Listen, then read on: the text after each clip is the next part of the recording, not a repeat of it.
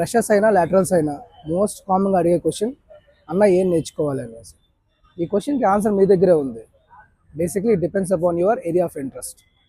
For example, మీకు servers, regions, data storage లాంటివి interest ఉందా అయితే బెస్ట్ క్లౌడ్ కంప్యూటింగ్. జీసీపీ అయితే అసోసియేట్ గూగుల్ క్లౌడ్ ఇంజనీర్.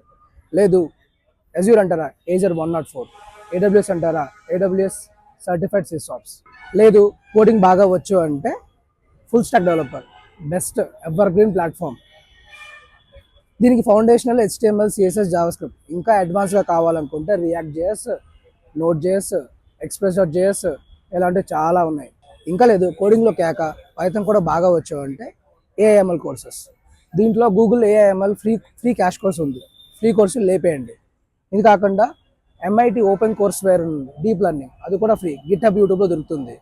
లేదు సర్టిఫికేషనే కావాలి అనుకుంటే ఇప్పుడు ట్రెండింగ్లో ఉంది డేటాబ్రిక్స్ AIML కోర్స్. అది కూడా పెయిడ్, బట్ వర్కింగ్ అంతా మన వల్ల కాదు అంటే బెస్ట్ డేటా ఇంజనీరింగ్ లేదా రిపోర్టింగ్. దీంట్లో ఏంటంటే బేసిక్ సీక్వెల్ వచ్చి ఉండాలి. అది కాకుండా ఏదో ఒక టూల్ నేర్చుకోవాలి. ఫర్ ఎగ్జాంపుల్ ETL, ELTలో అంటే DBT ట్రెండింగ్లో ఉన్న టూల్. అది కాదు ఇన్ఫర్మేటికా పవర్ సెంటర్ అంటారు.